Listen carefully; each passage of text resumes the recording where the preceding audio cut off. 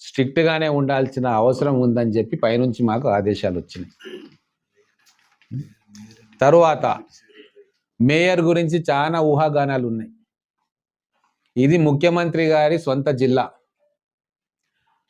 మాకు గతంలో డిప్యూటీ సీఎంగా పనిచేసి తెలంగాణ రానీకే కారణమైన మోస్ట్ సీనియర్ నాయకుడు దామోదర్ రాజనరసింహ గారు ఇన్ఛార్జ్గా ఉన్న జిల్లా కార్పొరేషన్. 2 మంత్రులు ఈ జిల్లాకు ఉన్నారు. తర్వాత ఇక్కడ సీనియర్ మోస్ట్ నాయకులు 30 ఏళ్ల నుంచి 40 ఏళ్ల నుంచి కాంగ్రెస్ పార్టీ జెండాను మోస్తున్న నాయకులు ఉన్నారు. వీళ్ళందరి సూచనలను పరిగణలోకి తీసుకొని, ఎమ్మెల్యేగా నా సూచనలను పరిగణలోకి తీసుకొని గౌరవ ముఖ్యమంత్రి గారు, పిసిసి ప్రెసిడెంట్ గారు, ఇన్ఛార్జ్ మంత్రి గారు, మిగతా మంత్రులు వారు నిర్ణయం తీసుకుంటారు. మేయర్గా, డిప్యూటీ మేయర్గా ఎవరికి అవకాశం ఇవ్వాలి అన్న నిర్ణయం నేను చెప్పిన వీళ్ళందరూ కలిసి తీసుకుంటారు. కాబట్టి ఎటువంటి ఊహాగానాలకు కానీ నేనున్నా నువ్వున్నావని చెప్పి ఇంటర్నల్గా మాట్లాడుకునేదానికి దేనికి కూడా లెజిటిమసీ లేదు. ఇది ముఖ్యమంత్రి గారి స్వయంగా అన్నీ చూసుకొని వారు అందరితోటి కలిసి ఒక నిర్ణయానికి వస్తారు, వారి సొంత జిల్లా. కాబట్టి నేను మీడియా మిత్రులకు కూడా చెప్తా ఉన్నా, ఫలానా మేయర్ క్యాండిడేట్ అంటే దయచేసి మీరు ఎవరిని ఎక్స్పోజ్ చేయకండి. ఉన్న వాస్తవం నేను చెప్తా ఉన్నా. కార్యకర్తలు కూడా ఉట్టిగా మీరు ఎక్స్పోజ్ అయితే అనవసరంగా మీకు నెగటివ్ మార్కులు వస్తాయి. ఎందుకంటే ఎంతమంది పెద్దలం ఉన్నాం, పార్టీల 30 ఏళ్ళు 40 ఏళ్ళ నుంచి ఉన్న వాళ్ళు కూడా ఉన్నారు.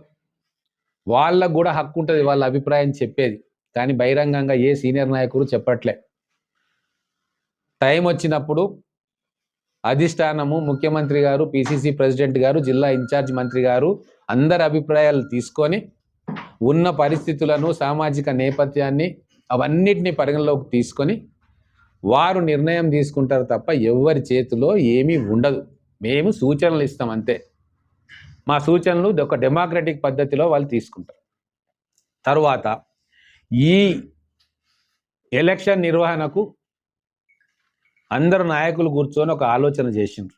డిసిసి ప్రెసిడెంట్ గారి నేతృత్వంలో 7 కమిటీలు లేదా 8 కమిటీలు డిసిసి ప్రెసిడెంట్ గారు ప్రకటిస్తారు.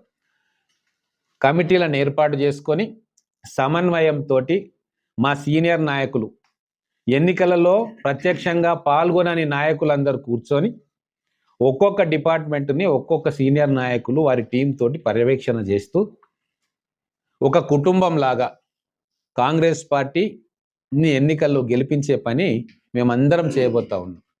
ఎందుకంటే మా మీద ఇప్పుడు ఒక బాధ్యత ఉంది. ఇది కేవలం ఎన్నిక కాదు, మహబూబ్ నగర్ భవిష్యత్తును, తల రాతను మార్చే ఎన్నిక.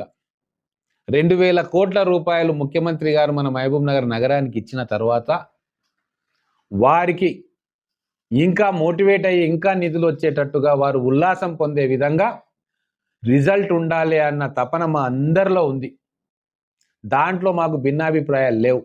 అందుకే కనివిని ఎరగని రీతిలో అందరం కూడా కలిసి కట్టుగా ఒకే జట్టుగా 60 డివిజన్లలో ఖచ్చితంగా 50 డివిజన్లు గెలిచేటట్టుగా మేమందరం బాధ్యతలు పంచుకొని ప్రజలకు నచ్చజెప్పుకొని మా మీడియా మిత్రుల సహకారంతో, తోడ్బాటుతోటి, ఉద్యోగస్తులు, అలాగే కార్మిక సంఘాలు, అలాగే మిగతా సెక్షన్స్ అన్నిటినీ కూడా మోటివేట్ చేసి ముఖ్యమంత్రి గారికి కానుకగా ఇవ్వాలని చెప్పి ఈ భారీ ప్రయత్నాన్ని మేము చేస్తూ ఉన్నాం.